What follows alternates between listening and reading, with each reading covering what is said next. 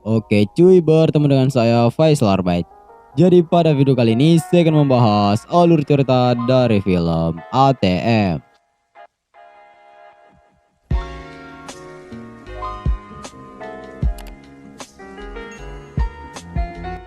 Jadi film ini adalah film horor yang dirilis pada tahun 2012 di Amerika Serikat dan disutradarai oleh David Brooks. Film ini bercerita tentang pada 3 orang yang terjebak di bilik ATM yang dijebak oleh sosok berkerudung yang bernama The Man. Dan tanpa banyak bacot lagi, sebelum kita masuk ke alur ceritanya, jangan lupa siapkan 1 gelas porep dan ingat coy, 1 tambah 1 itu sama dengan 2. Di awal film, David adalah seorang pialang saham yang kesulitan bertanya kepada rekan kerjanya, yaitu Emily. Dan sesampainya di pesta Natal, dia menawarkan Emily untuk mengantarnya pulang. Dengan enggan, dia juga setuju untuk mengantar pulang rekan kerjanya yang lain yang bernama Corey. Selama perjalanan, Corey meminta David berhenti di gerai ATM lokal untuk menarik uang tunai untuk membeli sebuah pizza. Keduanya bergabung dengan Corey di dalam bilik ketika dia menghadapi masalah kartu. Dan ketiganya melihat sosok berkerudung dengan mantel parka bersembunyi di luar di tempat parkir.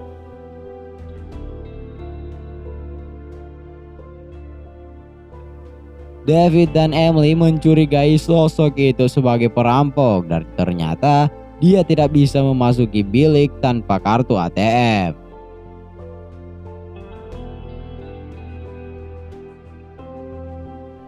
Ketika pria berkerudung itu membunuh seorang pejalan kaki seperti bukan apa-apa.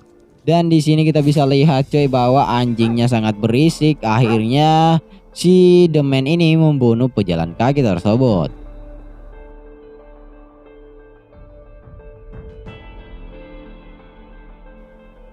Dan mereka bertiga mencoba menelpon polisi, tetapi Corey kehilangan ponselnya di pesta.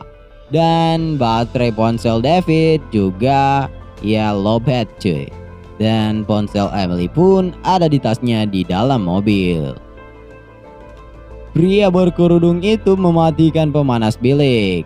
Dan David memilih untuk menegosiasikan keselamatan mereka dengan memberi pembunuh itu $500, anting-anting, dan sebuah jam tangan.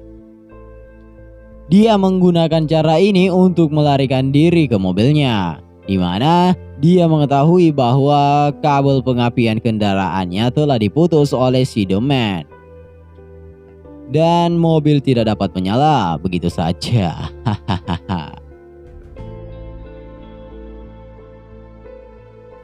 Dia mencoba menelpon 911 tetapi diserang oleh pria itu atau The Man. Dan dia tidak sengaja menjatuhkan ponsel Emily saat dia ingin kabur.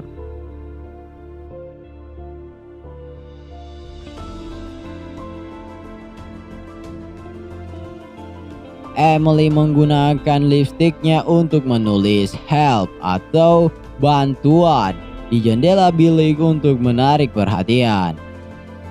Ketiganya pun mulai kedinginan saat satpam menemukan mereka.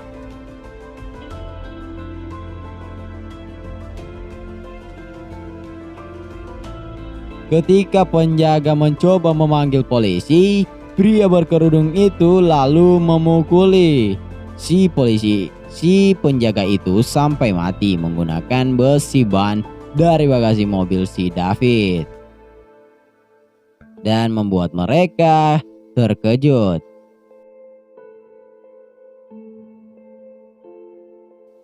Ketika seorang pria dengan mantel serupa memasuki stand, kita bisa lihat tuh apa yang bakal dilakukan orang bertiga ini ya. Dan akhirnya mereka membunuh pria tersebut oleh David dan Corey.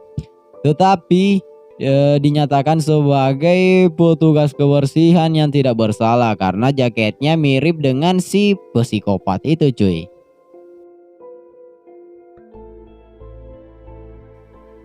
Karena frustasi, Corey pergi tetapi tertangkap dan ditusuk oleh pria berkerudung itu.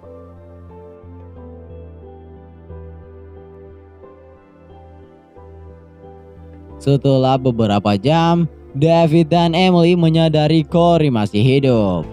Mereka mengambilnya dari luar. Nyaris berhasil kembali ke bilik sebelum pria berkerudung itu bisa sampai ke mereka.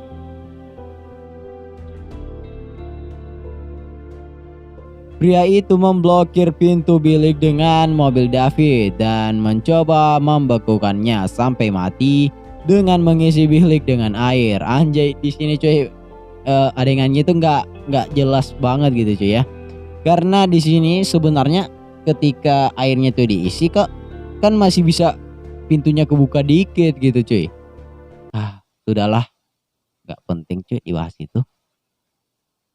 Dan akhirnya di sini Corey meninggal karena kehilangan darah dan hipotermia.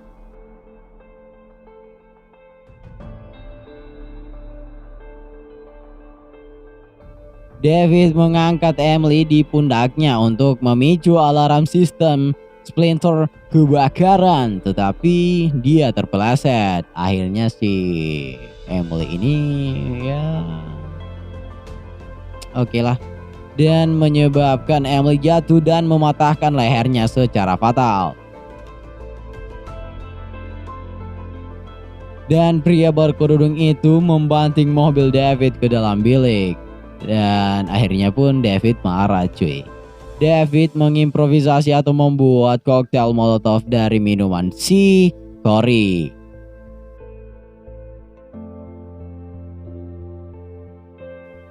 Dan melemparkannya ke si pembunuh. Tetapi sosok yang dibakarnya ternyata adalah penjaga yang sudah mati.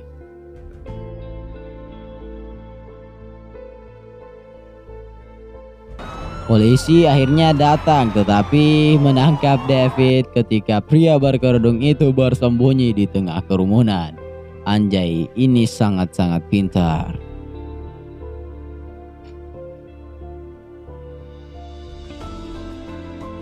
Polisi memulihkan atau memutar kembali rekaman pengawas dari kejadian di bilik ATM.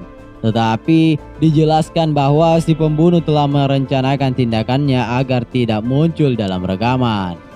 Dengan cermat membingkai David atas kejahatannya, atau semua ini cuy udah direncanakan seperti di awal film. Jadi kalau kalian ingin menonton ini filmnya itu lebih detail, kalian nonton film aslinya cuy ya. Tunduk aja cuy. Di adegan terakhir, pria berkerudung itu kembali ke markasnya, di mana dia mulai memetakan serangan serupa di ATM lain. Jadi ini si David dan teman-temannya ini adalah korban kesekian kalinya cuy ya. Jadi ini asli cuy, dia merencanakan sebuah rencana yang harus dia lakukan dengan bersih cuy. Mulai dari langkah-langkahnya, mulai dari pergerakannya dia harus kemana kayak gitulah. Dan filmnya pun tamat. Jadi saya bisa simpulkan bahwa di sini kenapa si pria berkerudung itu takut masuk, karena dia takut masuk di CCTV di dalam ATM itu. Dan ya gue nggak tahu sih maksudnya untuk apa gitu cuy. Dia pergi ke ATM dan lalu membunuh orang-orang yang berada di situ. Dah lah anjay.